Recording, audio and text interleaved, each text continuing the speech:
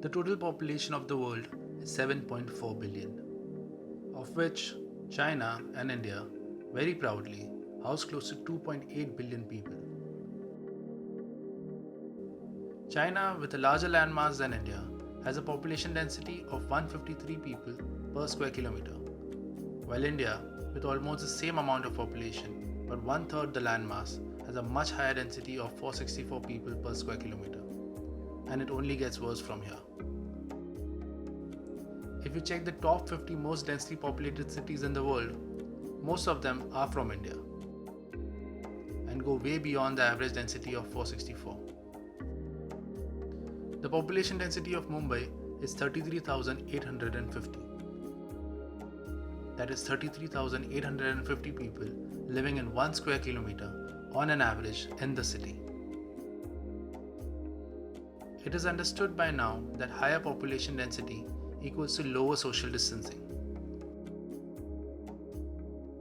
But as difficult as it may seem, it is certainly achievable. The virus has been hanging with us for a while now, and it plans to stay with us a bit longer than we would have ideally hoped for. We have implemented everything that we could on the surface level to reduce the spread. But these measures are a temporary fix. They are not a permanent solution.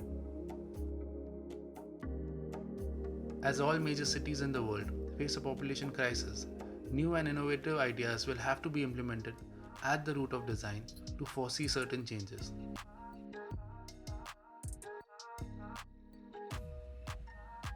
This is Aziz, and you're watching the first movie by Eztablish Design Communication on the pandemic and how it is likely to change things with respect to design and the design fraternity.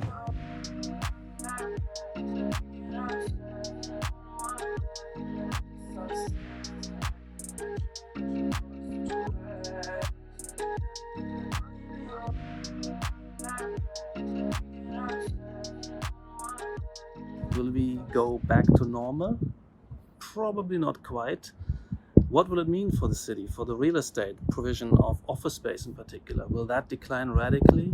How about residential space in the center of the city, close to public transport hubs? Maybe there will be re-evaluation of those values. Probably we are up for the re-evaluation of all values because our patterns of life will change. Will we move back to the suburbs? Will inner cities become kind of bleak and empty? Or will we move into the cities to avoid public transport and still go to the office, walk to the office? Will there be walkability? Some of us move out to the suburbs and increase our houses and they become places of work. That, none of what I'm talking about here is at first glance compatible with the structure of the city and the planning regimes and rules and regulations and attempt by planners to dictate programs. Live work. At the moment there's no proper category like this, and it demands 2 entrances, for instance. Can they be post-fitted? Do we really must demand any such rules, regulations, standards? I say no. I say we don't know where we want to move and what repercussions will develop, which jobs will have to go also, and which new jobs will become available, which new kinds of services and offerings will be required and preferred. It's very unfortunate because everything that we had learned about human-centric design is now going to change, and I feel that as a designer, as an architect, as a problem solver, it just takes the emotions out of design. As architects, we are used to a construction cycle that is continuous. But as we can see recently, construction has been the least priority in a world that is trying to lock down, to clamp down on this virus.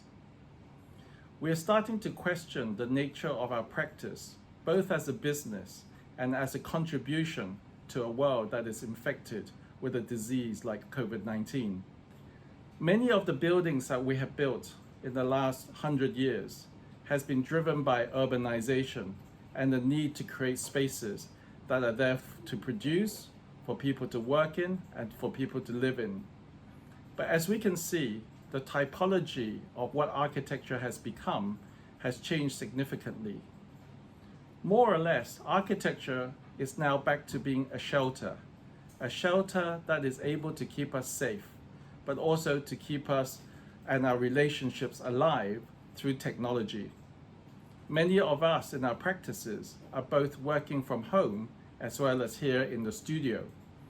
But we're not able to do it in the old way. We must collaborate in new ways. We need many more degrees of freedom. We need planning freedom, we need occupational freedom, we need to be free to use our offices and houses the way we would see fit, and adapt, convert, pack in or not, in ways which allow the market to become that experimentation field and discovery procedure, and as well that selective and filtering domain in which ideas are projected and killed and reprojected, that creative destruction and creation of new opportunities. We need market freedoms. That's the only way we can make these adjustments, adaptations, without having a downsliding prosperity trajectory. Businesses and services and professions will have to define the size of their organization. Think about the size of the organization first, and then define within that size how many people need to be working together at one point of time, or staggered timing, or be traveling, or be off-site, or work from home. After that is defined, I feel that while offices will not shrink immediately, within existing offices, there'll definitely be some change in the internal planning, where people may be sitting apart. We may go full circle back into cabins and cubicles, and the open office where people work cheek by jowl and were sitting in meeting rooms all day long will undergo a major change. In fact, meeting will become virtual. And instead of having large community cafeterias, we may end up having smaller eating rooms, smaller breakout spaces. So this whole thing about getting maximum people on seats in one large office will probably undergo a major change. Luckily for us, our office is a little extra generous. So there's enough space between people, even at their current desks, which exceed 6 feet. So that's all right. But there are protocols in place from entry to exit, and even periodical hand washing, sanitization, masks, etc., which we're going to put into play. And we're going to deploy one person as a COVID marshal in rotation, whose only job for that day will be to take responsibility that everyone follows the protocols which are laid down. I don't think anyone will not want to follow them, but it's just a question of habit. So until these sort of norms become habit, you'll need someone to kind of keep reminding people, and that's what the COVID marshal is going to be doing. And work-wise, the home office will take a larger place in our society. This is the starting point of Aula Modular, one of our current projects. The trend of working from home is on the rise as people no longer accept to cram into public transportations or wait hours and hours in traffic jams to get to their workplaces, especially since we are now aware of the polluting consequences. Yes, and another consequence of this social phenomena is that buildings that were so far used as office will need to be reprogrammed for other purposes. They might be the root for the new topics of reflection for future architectural projects. I think one of the main challenges we're facing is to create a sense of positivity and bring the whole team together, because we're not used to working apart. We're used to being in an office space and using each other's energy to motivate ourselves. And I think that's a very important factor that we've been missing in the last 2 months. Magazine is a teamwork activity, and for everyone to be working remotely and to be coordinated and to access the data which is on the office servers. So that has that has been a challenge, but we're getting around. It's just a new, it's interesting how, and it's amazing how the human mind adapts. The coronavirus pandemic is transforming how we live and work in ways we could have hardly imagined at the beginning of 2020.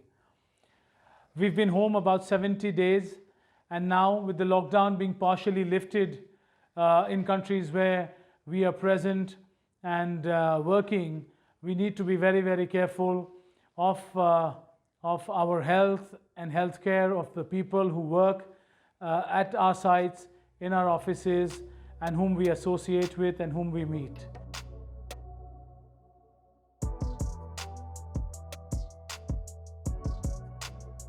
When it comes to things in the digital space and the online space of social distancing, I think what we've learned in the lockdown period is that we can really be efficient.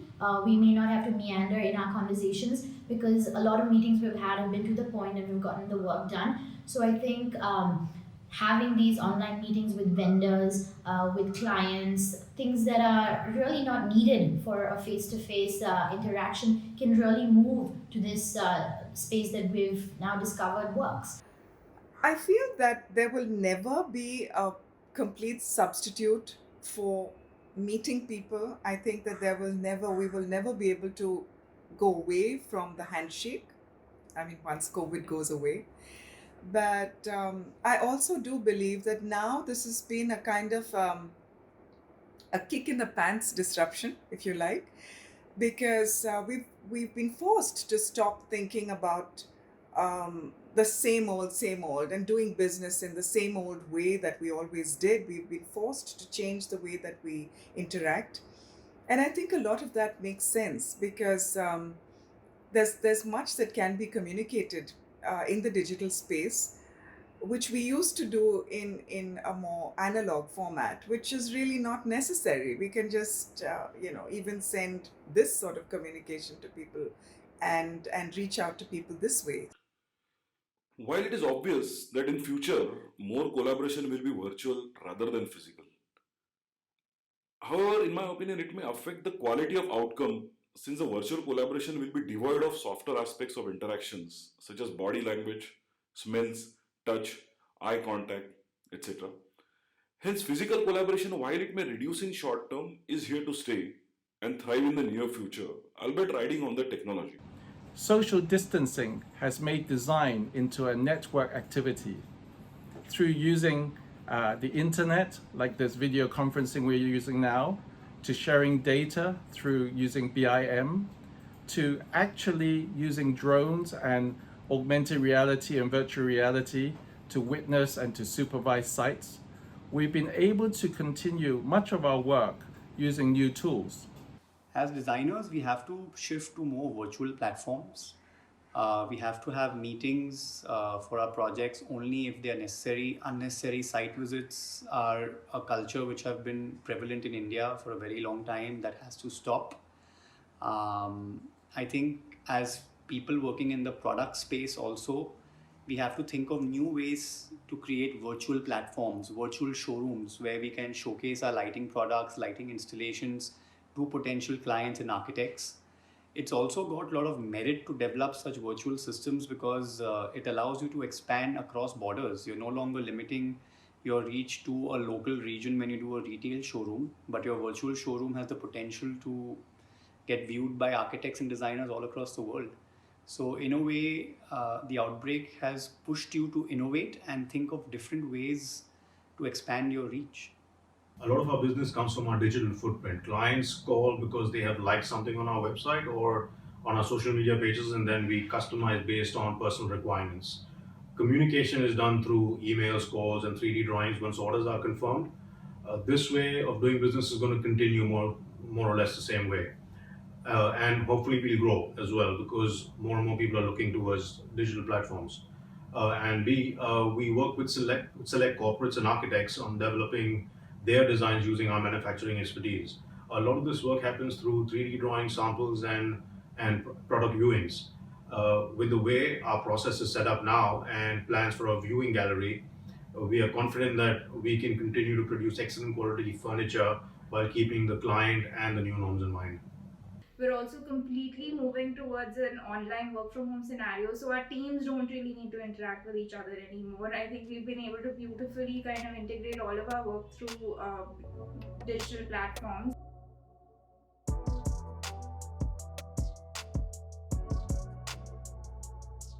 Today we have a total open office plan where we do not have any cubicles. Earlier we used to have cubicles, so we used to take per square feet area, we used to take larger for per person. But today it has become like we kept on squeezing. More so we started using the office for share spaces. So it's like if 200 people worked in an office, we had only 150 or 175 spots. And then, you know, there was every day everybody wouldn't come in. So they used to be substituted and the places used to be slots used to be filled in. But going forward, if people have COVID or if people have the virus in them and they come and use that space, so that's becoming a concern. So we have to really come up with some solution on that, or maybe go back to the designated cubicles or work from home. This glass paneled, glass boxed offices and commercial premises will go out of the window. Commercial spaces will definitely need more natural ventilation. Ventilation and air conditioning will undergo a major change in terms of treated fresh air units, number of air changes per hour, greenery inside offices, and work surfaces, washrooms, cafeterias will undergo a change to use surfaces which can be easily disinfected, renewed, and easy to sanitize. From myriad options and combinations, we will have to arrive at a workplace strategy that is most suited for short-term as well as long-term vision. Amongst many options available, this will be largely driven by 5 key aspects. Need of a co-located versus a dispersed workspace. Second, work profile approach rather than a hierarchy-based sort of an approach. A realistic proportioning of work from home and work from office culture. Need and extent of physical collaboration in the workplace. And obviously appetite for technology integration, which is also a very important part. So post-COVID design and operational strategy will strive to achieve a convergence of sustainability, wellness and maintainability with an enhanced sensitivity towards upkeep of hygiene and sanitation in a workplace. In my opinion, that will be one of the very key drivers. We have always taken safety at workplace for granted till today, and COVID-19 pandemic has changed that, especially since the risks are invisible. A long-term solution, however, will be far more evolved based on the comprehensive understanding of this pandemic. It will be encompassing and seamlessly integrated into workplace design in order for workplaces to give out an intuitive perception of safety by employees when they return.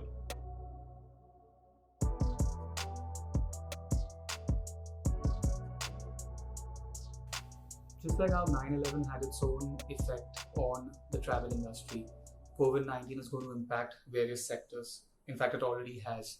When you look at residential design itself, I feel that people are now going to start valuing what they need versus what they aspire. Essentialism is going to be the need of the hour, and everyone is slowly going to move into that genre of design. Even for us as architects, I think we are consciously going to educate our clients and tell them that they don't need more than this. I think gone are the days when we're going to, fluff up homes with things that are only aesthetical in terms of how they're contributing to the space. Functionality is going to be extremely high in the design of residences. Interestingly, the house is also now mutating over a period of 24 hours. So at some point of time, it actually becomes a home office. At some point of time, it is acting as a school. At some point of time, it also becomes a home theater. The dining area is now where the family is having its breakfast, lunch and dinner. So it's becoming more of an activity haven. The kitchen is where the men are stepping in. And if you look at the space itself, the home is now becoming very flexible, or I think that is what the need of the hour is. So we are now expecting our clients to come to us and tell us that they want their homes to be gender neutral. They want their homes to be flexible. I think that in the foreseeable future, people are going to be spending a lot more time at home and trying to be safe. So the home office becomes a very important space, right from home office tables to chairs, desk organizers, a small can of water, bookshelves, all of that will be needed in order to set up an efficient home office space. And home improvement will also be important, because as you go around the house and spend a lot of time, you will realize that there are many little things that are missing in your home. It could be a dustbin, a laundry basket, some lights here and there, some plants.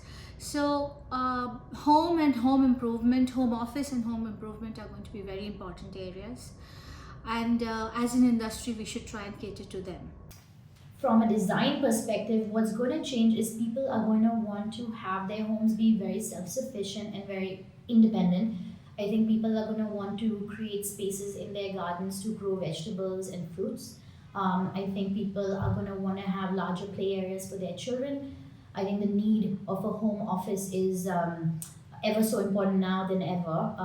Also a space where kids can do their school learning, homework, maybe a piano lesson. But these sort of spaces for learning and work are going to start taking on a lot more importance than other spaces in the house. And on a lighter note, I think people are going to definitely increase their bar storage to keep more wine and more alcohol. And of course, their storage rooms are probably also going to go up in size for some sort of crisis like this in the future. Every homeowner will now want to have their own private home gardens. It's more of a kitchen garden where they will be wanting to grow their own food. So whether it's hydroponics, aquaponics, aeroponics, you name it, people are now going to start installing these systems in their homes, and it's going to be commonplace because we've all realized how difficult it has been for fresh produce to reach us during the times of lockdowns. I don't think anyone is now going to even look at landscape design the way they used to. Things are going to change because even landscape design is not going to be about pretty plants. It is now going to be about having an edible garden in your own backyard.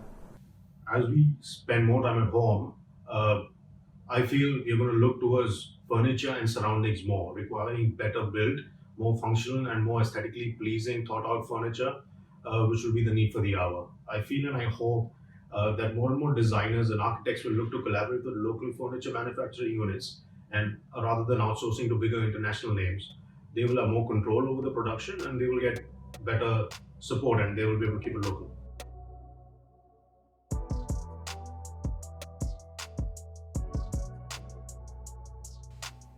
The pundits across the world are shouting that through horse. They do not expect hospitality to ever remain the same. They want hospitality to become a contactless industry. For me personally, as a designer and as a resort owner, it is absolutely imperative for the human connect to be a part and parcel of hospitality. Hospitality doesn't survive without a human connect. It will be like an Airbnb. You go check in, take your keys, it's auto, get into the apartment. Sorry. Hospitality requires a human connect, and that's my personal take on it. It is going to change. Yes, the number of people you're interfacing with is going to reduce, and Indian hotels and luxury will suddenly start feeling like a European luxury hotel, because the number of faces that you see and you kind of rub shoulders with, from the Darban who gives you a warm welcome, which is never there in any European hotels, to the concierge inside, to the front office. Everything will change. The number of people will reduce, but it's never going to be contactless. It is going to be always human-centric. And when you talk of luxury, business hotels, yes, can go for an auto check-in and go into the room. But when you speak of luxury, this is not going to be the norm. Extreme amount of care can be taken. Employees' immunity levels can be raised up. There are various ways of handling and tackling the situation. A deep-rooted analysis of employee health needs to be dwelled into, which most hotels and resorts are doing now. From a design standpoint, a lot will matter. on how, keeping the social distancing norms, we still keep the level of luxury. We will have to incorporate those hygiene and the social distancing in the operational manual SOPs first, and then it will have to reflect into the design. So I would not be surprised that in the next budget, or probably immediately once we open up, there will be a budget with a column of hygiene in all the hotels operation, which is going to be a cost factor which will have to be incorporated. So the rooms have to be hygiene.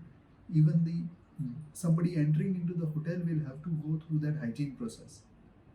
And I think so the next normal would be, we would be seeing a sanitizer instead of a welcome drink, which is going to be a new normal for hospitality. A lot of technological advancements will happen.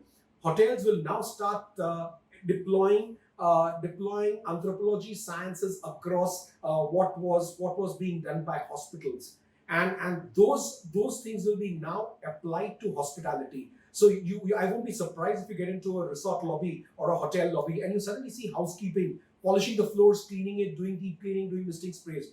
This was never welcome. It was always done during low guest hours, where a maximum number of guests are sleeping. Middle of the night, you'd see your floors being burnished and polished. But now, people using human sciences are elaborating and insisting the need for seeing these housekeeping people in the face and rubbing shoulders with the clients and customers of the hotel and resort. That social distancing is not going to be possible for existing properties, and especially when the properties are smaller. So that will have to be tackled, how the operation is going to take that challenge ahead. We will have to bring in new systems, new operational understanding, so that we can take care of the social distancing in existing property, and to be new greenfield projects also. A lot of new age materials will be deployed. The technologically advanced antibacterial and microbial sprays will be used on current existing surfaces and materials. New technologies are coming in which will release positive ions across, thus neutralizing the bacterial infection and the virus when it comes into contact with these surfaces. So doorknobs and handles can be sprayed with these surfaces. Wall coverings can be sprayed with these surfaces. New age wall coverings, which were being traditionally used for the hospital industry, will now come into hospitality and commercial office industry. So these are some of the things that we need to look at. Epoxy floors with additives and antibacterial surfaces would be there on floor. So a lot of these new age renditions for materials will be there, available to the hospitality industry and designers to use. Handrails, lift lobbies, lift doors, lift buttons will have to be sanitized over and over. So there will be a process, and there will have to be a technology which will have to be incorporated. Probably we are looking at also looking at coatings which will create antimicrobial and antiviral coatings will be done on a lot of surfaces. Designers will look into the specifications also in terms of how efficient they would be in this particular situation, and how fast the sanitization process can be completed on the similar surfaces. So the specs will have to be revisited, will have to be seen with more magnifying glass before being implemented in design. Hospitality industry is going to go automated to a great extent in areas where automation will play an important role, especially contactless, human touch-free automation. We are talking of Alexa and Echo. Elevators can be voice activated, which is very simple. It's already being done at a rapid pace as we speak. All those areas where there is going to be no compromise on the luxury angle, where human beings are not required, automation can be deployed. Those areas where human beings are required, you cannot still automate it. Rooms can be automated, and we can have this. It's a never-ending story. There is no end to automation. We just need to decide and draw a line. What kind of capital investment would justify as designers to recommend these things to clients? We will see more and more touchless technologies coming into existence and in operation, where we will find people not taking the keys, mobile acting as a keys. We do not know when the industry will kickstart, but going by the trends that are globally happening right now, be it in China, be it in Spain, be it in Italy, be it in Dubai now, as and when Dubai is opening up and the Gulf region, hospitality bookings are skyrocketing. So I was told one of the beach resorts in Dubai, when the government announced the unlocking and you could use the beach resorts, the booking was about 5%. And with each hour, the booking grew by 5%, 5%, coming to 60% at the end of the day within a period of about 8 hours. So if we go by those trends, then Indian hospitality industry has a silver lining at the end of the cloud and the tunnel. We all are hopeful. I wear two hats. I wear a design hat, and I am an owner and operator in 6 resorts. So for me, it's very, very critical that hospitality industry gets on its feet very quickly back, so we can secure our local environments, our jobs, and the people around. Hospitality industry and tourism industry employs about 10% of the national human capital, and that's very, very critical to us. We human are social elements, social living beings, and hence we will definitely start traveling very soon. And once the travel start, the industry will regain its own position back in action. It will come back in action and lead us to the best of the environment again. We're working on so many ongoing projects and the ones that we've done before. Uh, Decluttering is going to be the thing. So we're doing like a 200-seater restaurant getting converted into a 150-seater, 100 becoming a 65 and 70-seater. So that's not the best thing that's happening because real estate prices are so high and one can't, it's not viable. But this is this is going to be there for the next 6 months to 1 year till the magic pill comes out. Vaccines are around and everything bounces back. But what's going to stay in the industry is the new mantra is hygiene. Hygiene is something that we're all working towards it. In fact, as I'm talking to you guys, my office colleagues are all getting trained from hygiene consultants. So that's going to be a very, very big thing. If you want to ensure and for your clients to come back, then you need to show them what all are you doing in. It's not only front office, even back. Like I'm talking of kitchens. So we're actually installing disinfection booths before the staff enters, pedal sanitizers all through.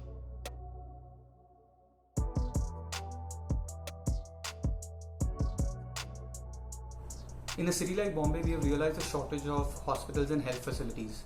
What I foresee is that the building typology in architecture is going to change completely. A school or an office building is now going to be designed at the onset in a manner that it can be transformed into a hospital when a pandemic or a situation like this arises. In these days of COVID, we've actually designed a DMHU. And what is a DMHU? DMHU is basically a disaster management healthcare unit. This is basically designed in such a fashion that it takes care of any sort of disaster that can hit the country.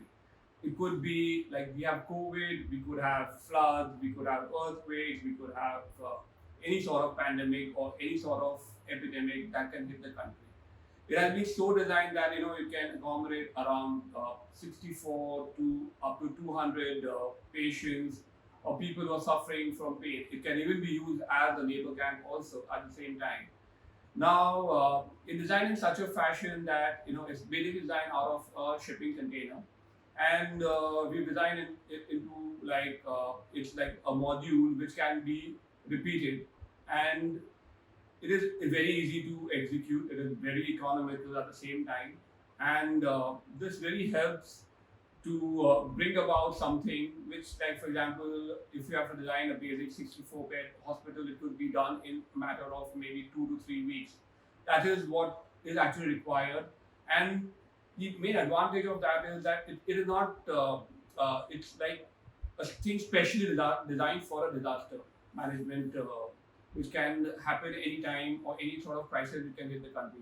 So we don't have to depend on using up public spaces or like a stadium, or we don't need to use up exhibition ground. We don't need to use up hotels or existing apartments, and so you're not actually sort of saturating that in any sense. At the same time, we're not even, we are already short of a lot of beds in the current healthcare situation of our country. So even in that sense also, it helps to relieve that strongly.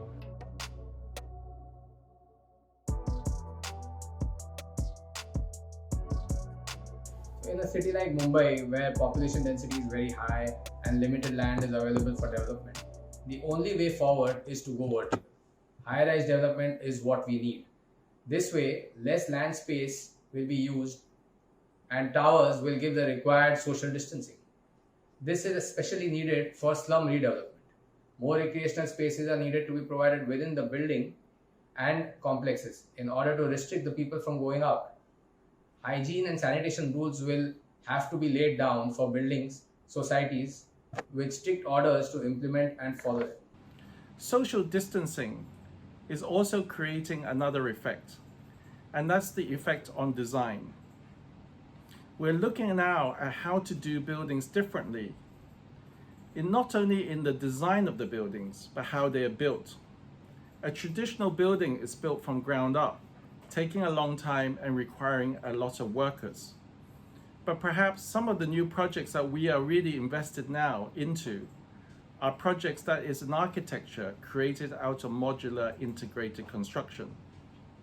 Small modules such as this, which utilizes a concrete water pipe, could create a mini micro housing for people to live in. And this entire house can be built off-site, carried to the site, installed on the site, and quickly made available for people to live.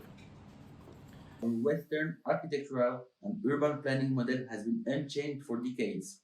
Yes, this model is now facing criticism based on factors such as disobedience to the law, globalization, its constant expansion, and the pollution it creates. We can now clearly see the rise of an urban exodus, which advocates for life in harmony with one's environment. More specifically, it aims to create a new sustainable and self-sufficient ecosystem based on local resources. Our new lifestyles have to break the pattern of the old world, the standard housing made for families. In fact, since our traditional model is disappearing, we are experiencing new type of homes, blending families, roommates, and etc. Yes, these new dynamics have inspired us to design this project, Aula Modular. It's a flexible and lively place where living and working together is possible. The Aula Modular project brings back a natural environment to the city, promote new commonly shared space and social interaction between its residents. This project redefines the living spaces of housing and allow its residents to be creative. To do so, it provides workspace to each apartment. They are all facing a common courtyard and have a direct access to the collective terraces that promote interactions between residents and workers. Nevertheless, although our project clearly promotes an evolutionary architectural aspect, we want it to be built simply. For instance, we have used low-tech design rules as a regular structure, a post-beam system easy to assemble, the use of local materials. In addition, we injected various features ensuring a good management of the resources and the available energies. Those include, but are not limited to, green spaces to promote biodiversity as well as the natural ventilation of the place, wastewater reuse for green roofs, responsible waste management, recovering thermal energy from the building to heat a sitting greenhouse. Before the person enters the tower, the lobby itself, you get sanitized. So you pass through a screen first. If you have any kind of infection, you are just pulled aside. But even if you don't have infection, because so many times it is on the, you cannot detect it immediately. So you would pass through a screen and then you would get sprayed and you would get into the building. So as I was talking to a friend of mine in New York, and he expressed his concern and the way they were being treated in a tower which was 38 story. Every time they wanted to go up the elevator or come down the elevator, one person at a time is allowed, and that was the main concern. Every time they wanted to use the elevator, they wanted to go down and come back. It used to take them, almost a couple of hours of wait, and that is a very big issue. And I was thinking how we could, actually address this issue, or how we could retrofit the elevators so that we could, have more number of people traveling in the elevator at one instance. I was just thinking is, suppose we just take perspex sheets and we divide the elevator into 4 or 5 slots, where in the same different independent, in one elevator we have 4 or 5 independent slots, and people can get in and they have their social distancing within the elevator. But then the other issue was, suppose if I get into the elevator and I have the virus, and when I leave the elevator, the next person coming in is always, there is a chance of he or she getting contaminated. So probably then we could have some sprays in the elevator, whereby after the person leaves, so that spray is it automatically sprays into the cubicle, so it gets sanitized and the next person can come in. Building designs will incorporate auto fumigation, sensors for entrances and exits, UV light, tunnels or sanitization booths. Now, on hygiene and sanitization norms, besides those prescribed by the government body, designers and MEP consultants will need to increase the ventilation for fresh air, have better lighting and heating, as these are all interrelated.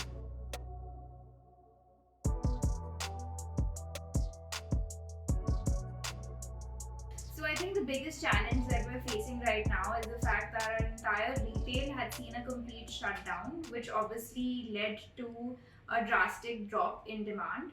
And keeping the company afloat with almost a zero revenue situation has obviously been a massive concern and has taken the toll on the financial health of the company.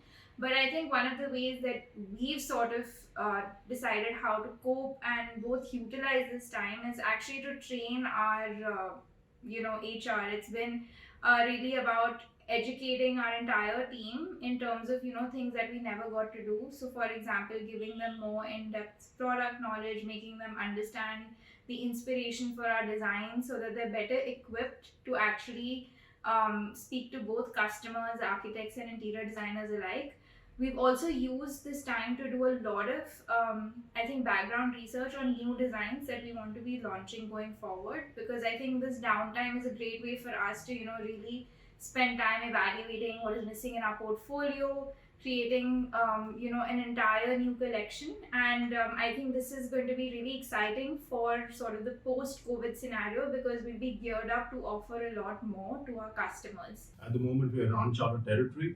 Businesses like mine have all their production units shut. Clients are uncertain about confirming new orders while the overheads still continue.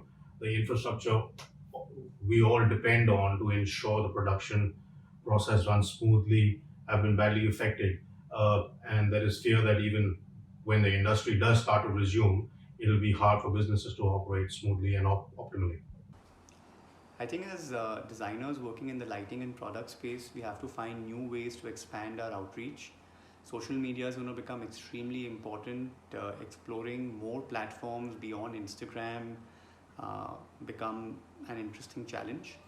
One more focus that we as designers have to do is look beyond urban centers, expand to tier 2, tier 3 cities.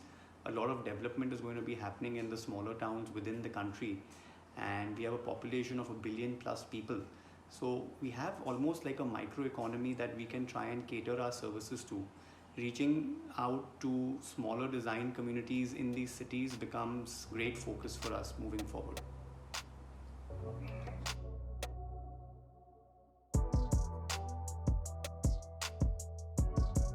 I completely am a believer of go local, but I feel sourcing larger companies or private clients will source depending on good design, good quality at cheapest price.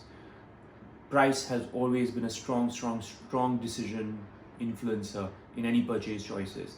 There may be a time when people might feel patriotic emotion and take certain calls to source locally, or due to availability or shipping times, etc. But in the long run, if the local manufacturers cannot amp up their quality, their design level, and the delivery timelines and cost, sourcing will happen pan world. I think, as someone once said, geography is history. So no matter what patriotic emotions or vindictive emotions may come into play, but long run, commercial choices are governed by cost. We have to relook at processes and protocols with the factories that we work with, the craftsmen that we work with. It's also important to relook at our reliance on imported components. I mean, a lot of electrical components which were being imported from China, from Europe. We have to relook at what is available within India, and can we help these manufacturers upgrade their specifications or upgrade their production setups to produce what we need. International sourcing, of course, the companies are working in most parts of the world, but delays are expected due to the freight and logistic support. Price points, of course, will be reworked, and the vendors will be trying to see what best deals they can give us. But of course, it's all a give and take scenario. We've been major proponents of sourcing locally, both craftsmen as well as materials, and I think at this point that has really paid off, because the focus on homegrown brands is going to be higher than ever before. I think people are going to understand the importance of supporting domestic brands, and actually that has put us in a really good shape, because we really did not have a supply chain that was dependent on sourcing materials internationally. I mean, I think less than probably 5 to 10% of our materials are actually sourced from outside of India. So we've not really seen a major disruption in our supply chain at all, and we're now able to actually cater to customers who had placed orders with us before and also want urgent orders. So I'm actually very happy to see that a lot of consumers who would turn to global brands are now turning to us, because they're understanding the importance of having a brand with a local presence and the ability to deliver a product using their local resources.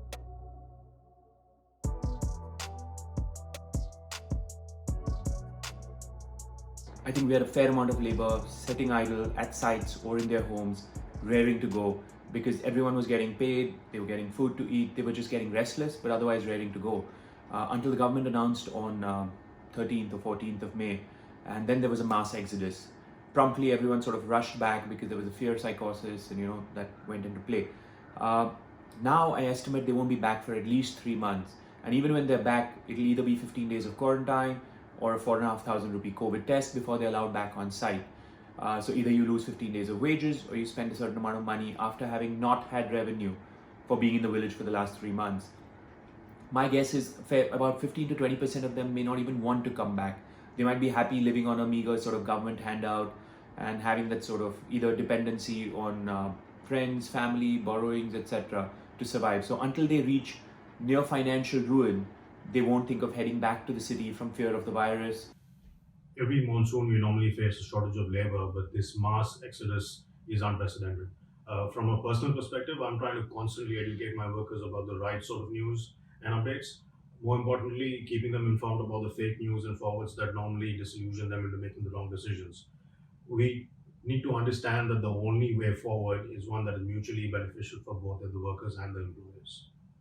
And it would be until some time that they come back into sites which are in Mumbai and in and around Mumbai.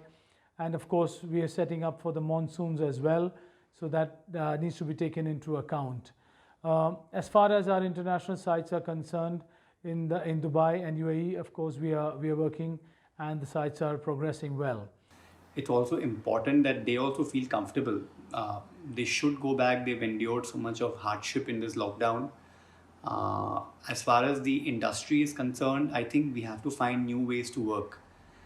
We have to get used to slower timelines for projects. Clients have to be informed upfront that maybe a 2-month job is going to take you 4 months. And that is the nature. The whole idea of slowing the pace is something which we have to get used to at the moment.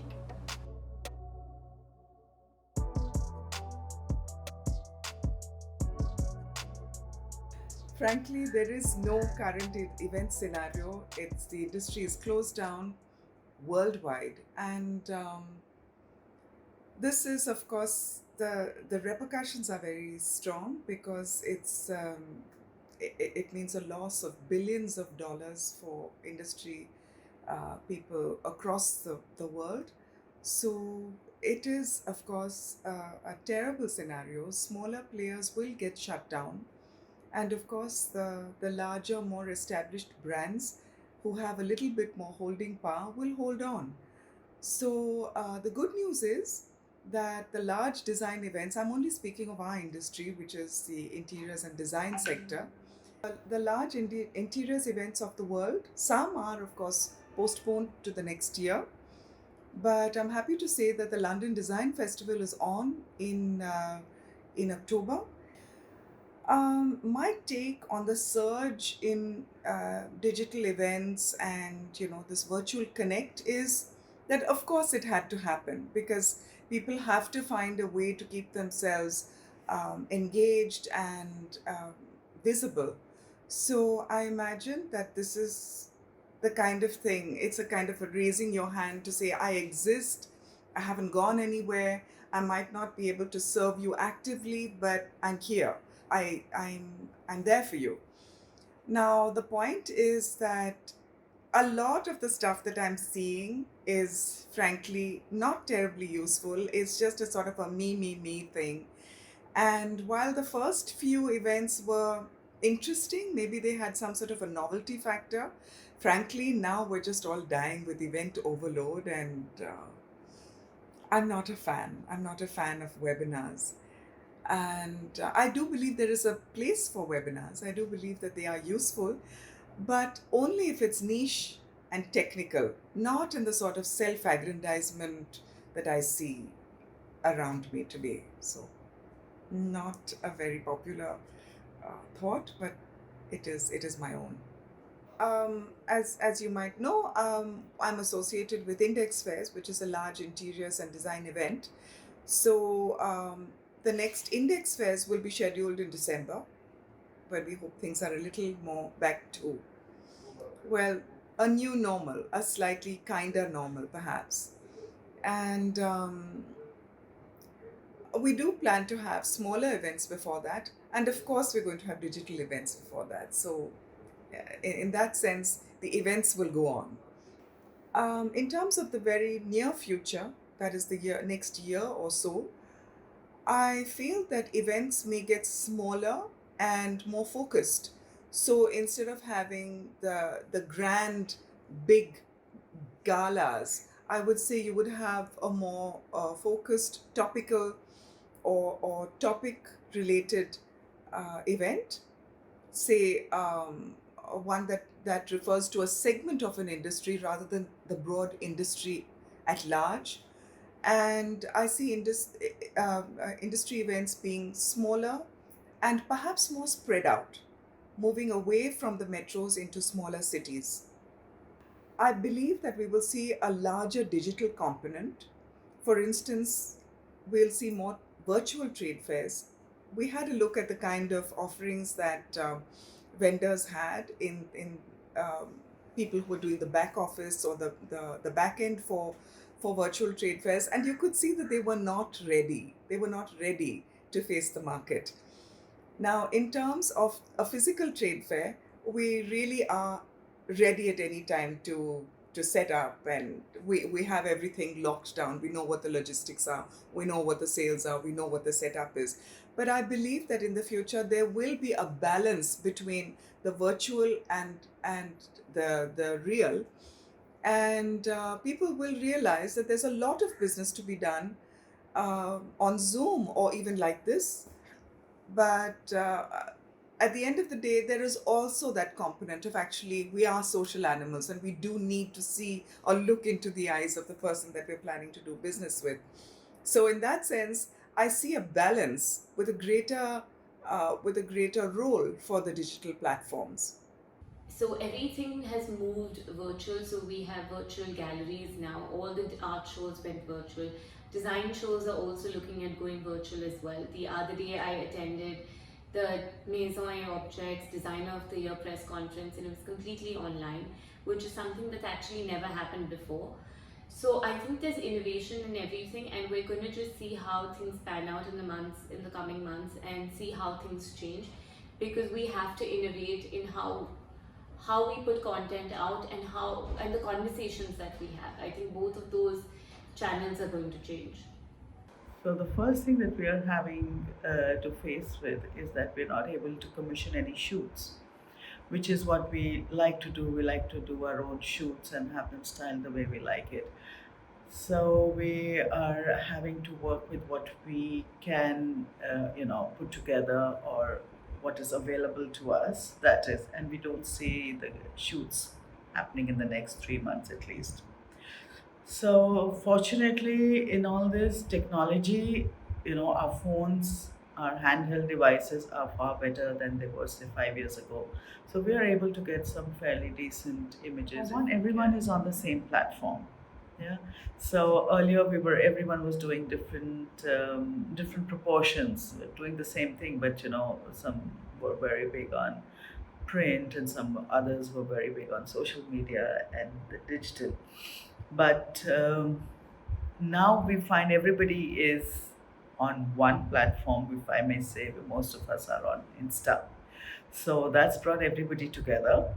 And it's also much easier for the consumers of the media, design media, that they find everything on one platform. I think social media has been a huge boon in this lockdown. Honestly, it's brought some of the most brilliant minds together. Something we did recently was we hosted the Digital Design Week, the first ever Digital Design Week in India, and it's been amazing because I would never have thought of us doing this last year, and this year just seemed something so natural and obvious to do. And we had webinars, we had workshops, we had live conversations, and we had some of the most brilliant minds, not only from India but internationally as well. Do we see the content changing? Yes, I think there will be some changes, because consumption of design media would have changed. People's perception, people's reaction, people's appreciation of their surroundings and their spaces would certainly have undergone a change during this lockdown. So the live talks and webinars that we've been having, I think they're a great format, and I always wondered why we didn't have these earlier. If you ask whether they're going to replace the live seminars, I don't think so, because there is a huge quality to the physical interaction and meeting of people. But the fact that you could not attend so many and that content was lost, that has been recovered to a large extent through these webinars. Print magazines, when do we see it coming back? The situation right now is very, very volatile. A safe guess would be somewhere around the festival season. That should be considering and hoping that everything goes, the curve starts flattening towards the festival season is what we should be looking at. And yes, there will be a permanent increase in digital content and presence in of what we do. The whole thing, for those of us who were not very active earlier, this has just forced us and broken the barriers, and also broken the glass ceiling for a lot of us to work with it. So yeah, we're looking forward to a new change, and a new scenario, and I'm sure others are excited as well.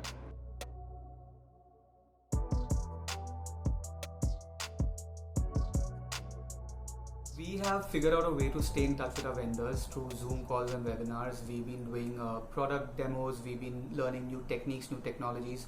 So I don't think there has been a disconnect out there, but yes, when it comes to actually holding a product in hand, that is where I foresee a challenge, and we got to work on that. I think the only way to move forward is, to just watch out for each other. Basically, collaboration is the way to take things ahead. We all will have our challenges, we all will have our strengths and weaknesses, whether I'm an architect or whether there's a contractor, a vendor. But if this industry needs to sustain itself, and if this industry is literally working now collectively towards benefiting humanity, then I think we've got to work with each other, because only then will things, just move forward.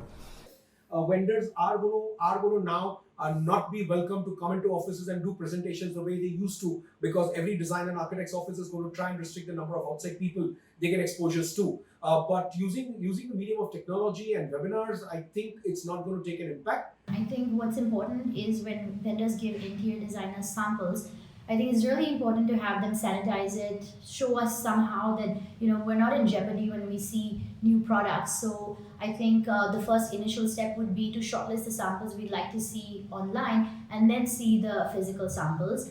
And we've seen that meeting vendors online, seeing their presentations for lights, fabrics over Zoom have been fairly successful, and I think that trend probably will continue for a while. So I see lots of practices moving towards virtual collaborative working environment, which is going to be a great thing moving further ahead.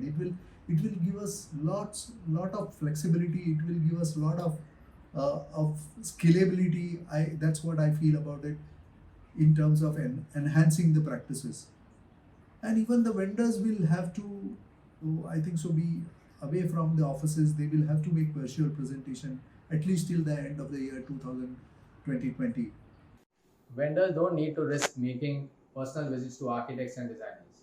They can send in e-catalogs and demo videos of the latest products and courier samples when required. I do think people are hesitant about obviously meeting or coming to stores. So we've equipped ourselves with a lot of interesting tools. I think one is that we'll soon be adding augmented reality to our app, so you can actually visualize the product at your home.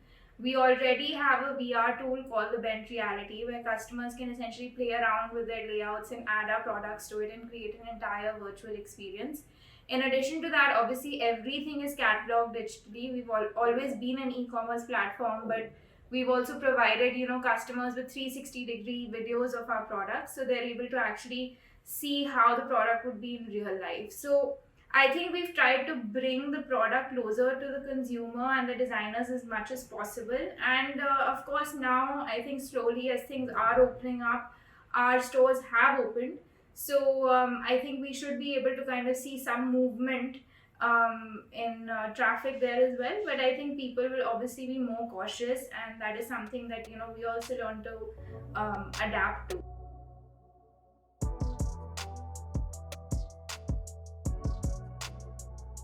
I do hope that a lot of younger artists have, even though this has not been such a great time to be able to sell our work or to show our work, and established artists like myself, maybe I can happily say I don't care. But at the same time, I feel for those who really do want to kind of reach out to various buyers, architects, decorators, and also to all the people who enjoy having art around them. I look forward to seeing sort of new media coming out of this experimental lockdown, I call it, and especially a lot of experimentation to happen, and not just physical kind, but actually our thoughts need to be really sorted. And I think a lot of us have had enough time to do that. And I've seen a lot on social media. Social media has produced a lot of publicity and a lot of exposure for a lot of artists. And I see artists sharing their work on social media, and I'm quite amazed at how well they have done. Maybe it's old work, but they obviously know what is their good work, and they have showcased some lovely artwork. I hope that the inspiration that we could draw before from, say, our travel or our exposure to life can come back, because that is something that I miss a lot. I haven't been able to meet people, to interact with people, and I'm hoping to be able to do the same as soon as this is over and completely take off and work twice as much. At the same time, there are many artists who have been working through this difficult time, and the reason being that we do have a lot of time on our hands, and that's also very good if that is the way one looks at it. I think it's important to see it as a positive rather than a negative. I think it's not a question of just being positive or resilient. It is a question of having what is the correct state of mind. Always, even if it's pre-COVID or post-COVID, the idea is to have a state of the growing mind.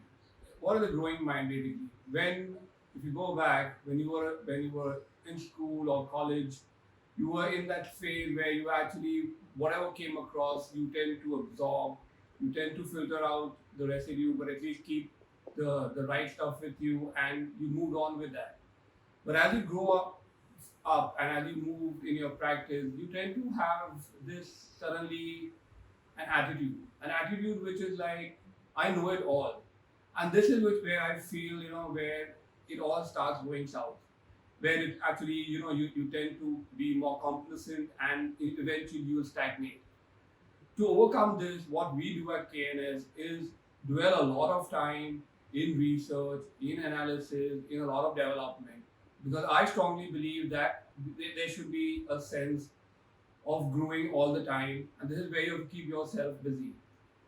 Being in this situation does remind you that we should all take stock of our lives and definitely make a few changes when we get back to normal.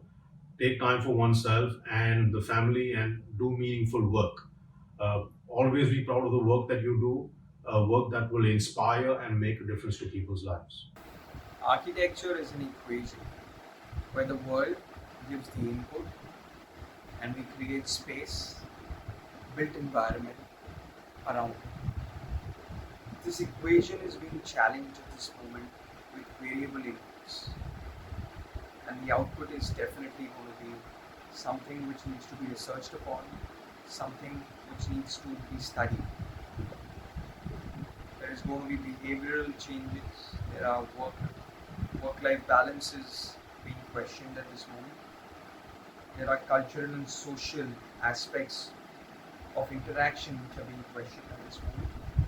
So life as we know is going through a complete change. And we need to capture this in the architectural development. A simple example of a tree. In a storm, a tree sways to overcome the storm. This flexibility and adaptability of the tree allows it to survive. Similarly, we need to take inferences from nature, get this flexibility and adaptability into our infrastructure and make it flexible. Flexibility is going to be the new currency in design. So all of us are wondering what this new normal will look like. Will it be a dystopian state or will it be a hallowed utopia? We do not know. Well, one thing is for sure, that the situation is not binary and the resultant will not be singular. The new normal will be what we want it to be. If the world as we know today has been imagined and made, then it definitely can be reimagined and remade. And that's where lies the beauty.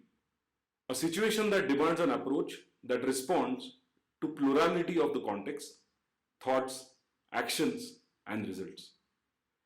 Looking to respond constructively to this situation, many of us have turned to what we know best, ideation. I'm in no doubt that an inspired ideation will unlock an idea that will help defy these times. We as a fraternity must invest in efforts to reinvent ourselves, to be leader in thought, to challenge the constraints, to create the unborn, and most importantly, to unlearn so that we can learn again. I think if we've learned anything, it is that viruses are here to stay. And viruses today, it may be the coronavirus, but we've learned from H1N1 to SARS to MERS to Ebola that viruses will keep coming back, and perhaps we will have to learn to engage in different ways, and we will have to study, create learnings, and really lean on each other. I see the industry reaching out to each other and seeing ourselves really as a larger uniform. We have a friend here. I would say that I see the industry as being a bit more connected, that there will be more cooperation, there will be perhaps a little less competition, and that we will be reaching out to each other and seeing a little more helpfulness and cooperation across platforms. And I think that disruption is a part of life. And really, this sort of kick in the pants disruption was something that we needed maybe for a while. Unfortunately, a lot of people had to die, and unfortunately, it's turned out to be much more unpleasant than one would have liked. But disruption is always useful, and disruption always creates growth.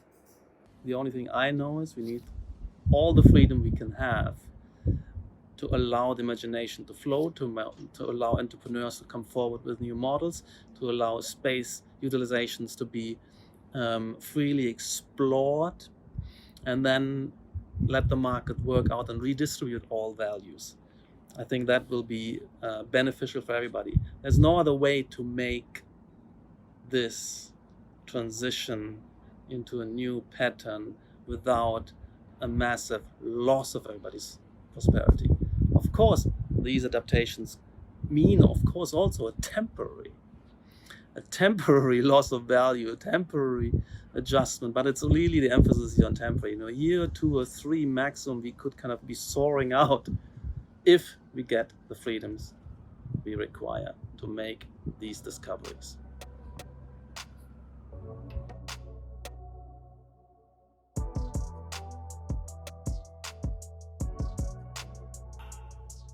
Hello everyone. It's we, us as human beings, wearing the shield, the mask, for years of a lifetime, who woke up today to mourn the yesterday, preyed upon by being attracted to power, lured by lust and charm, carried over on the wave of instant gratification, forgetting wave belongs to none, blinded by ambition, riddled with restless adventure, bartering love for self-centered purpose, transacting relationships of care. 2020 has broken all that illusion. Nature will find its course. For us, the time meridian is no more the same. Imploring to raise where emotions will not bargain for power, where feelings will remain on its axis of veracity, and love will charter its long, enduring track. Values have shifted. Values around trust, interdependence, faith, hope, consciousness. And that is what 2020 has told us and taught us. Having said that, I would end my message with one of my favorite writers who says, "We are tougher than we seem. We are tougher than we think. Our stories will outlive us. Let's make them good." From Neil Gaiman.